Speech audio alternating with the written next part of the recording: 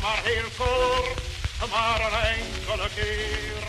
En als het strak anders wil, kun je niet meer minder te leven. Vraag me niet elk minuut van je korte bestaan. Hoe hebben mijn pa en mijn opa gedaan? Hoe doet er mijn neef en hoe doet er mijn vriend?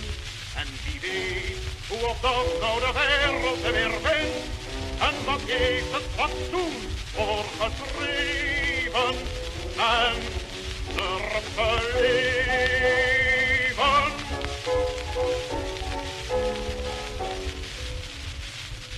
De mensen bepalen de kleur van je das, de vorm van je hoed en de snit van je jas en van je leven. Ze wijzen de paadjes waar langs je moet gaan en roepen oei als je even blijft staan. Ze kiezen je toekomst, ze kiezen je werk en zoeken een kroeg voor je uit en een kerk. En wat je de armen moet geven en durven leven.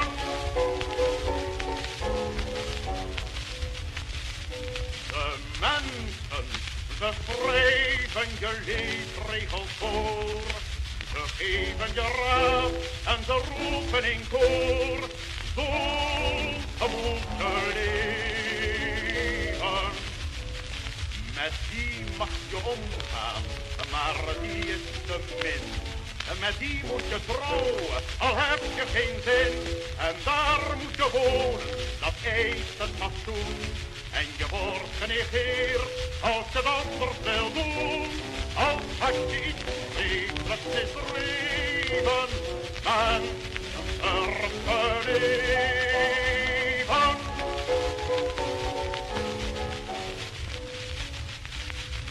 Het leven is heerlijk, het leven is mooi. Maar vlieg uit in de lucht en kruip niet in een kooi. En durf te leven. Je kop in de hoogte, je neus in de wind. En lap van je laars voor een andere vindt. Een hart vol van warmte en van liefde in je borst. Maar weet of je vierkante meter een